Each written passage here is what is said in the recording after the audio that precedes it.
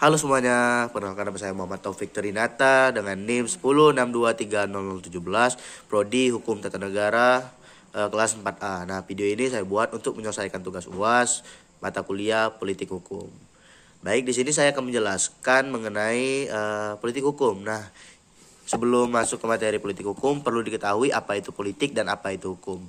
Jadi secara umum, politik adalah segala sesuatu yang berkaitan dengan kekuasaan, pengambilan keputusan, kebijakan publik, dan cara mengelola kehidupan bersama dalam masyarakat atau negara. Sedangkan hukum adalah kumpulan dan peraturan atau peraturan yang mengatur tingkah laku manusia dalam masyarakat, bersifat mengikat, dan memiliki sanksi jika dilanggar. Jadi singkatnya, politik hukum adalah kebijakan dasar negara dalam bidang hukum yang akan, sedang, atau telah dilaksanakan. Dengan kata lain, ini adalah arah, strategi, dan tujuan yang ditetapkan oleh negara dalam membentuk, menetapkan, dan menegakkan hukum. Jadi perlu diketahui, mendengar kata-kata politik hukum, nah kata istilah yang mungkin terdengar akademis dan berat. Tapi perlu kita ketahui bahwa di balik setiap aturan yang mengatur hidup kita ada strategi kekuasaan dan nilai-nilai yang bermain. Inilah wajah dari politik hukum. Secara sederhana, politik hukum adalah arah kebijakan hukum yang dibuat oleh negara untuk mencapai tujuan tertentu. Ia mencerminkan visi para pembuat kebijakan-kebijakan atau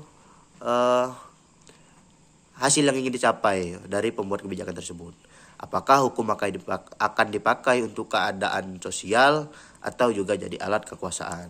Jadi setiap undang-undang yang disahkan oleh DPR, setiap keputusan Mahkamah Konstitusi, bahkan kebijakan presiden, semuanya bagian dari politik hukum.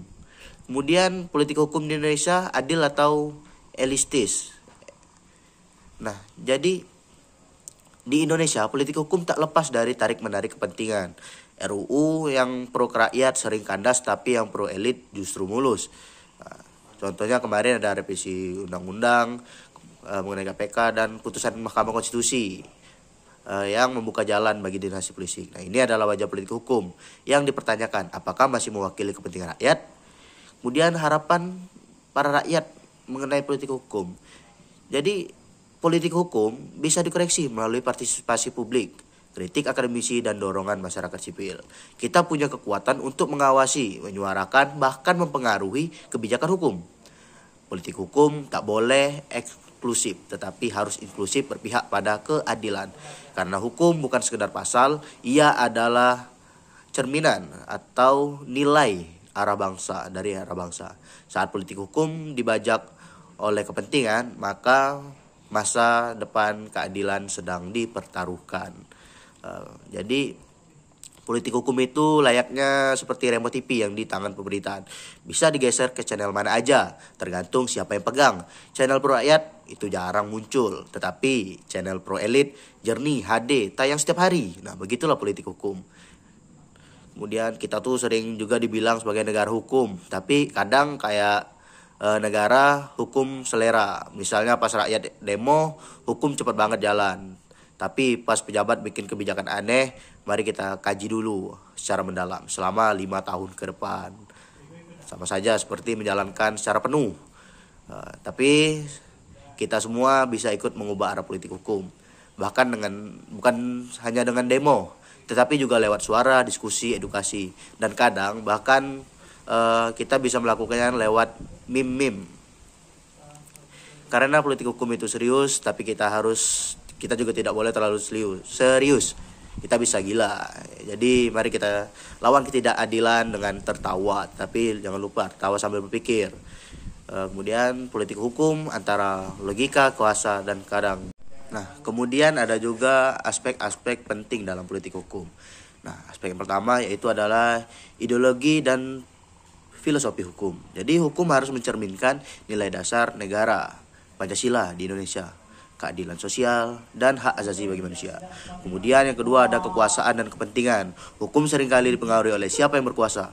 Hukum bisa menjadi alat pembebasan rakyat atau alat legitimasi kekuasaan.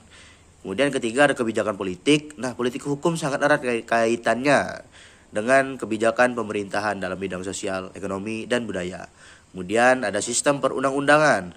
menyangkut bagaimana undang-undang dibentuk, apakah partisipatif atau elitis, terbuka atau tertutup.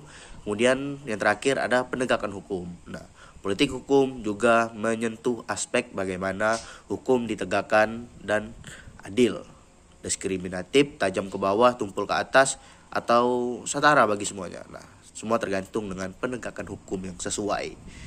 Sekian materi yang dapat saya sampaikan. Saya akhiri. Wassalamualaikum warahmatullahi wabarakatuh.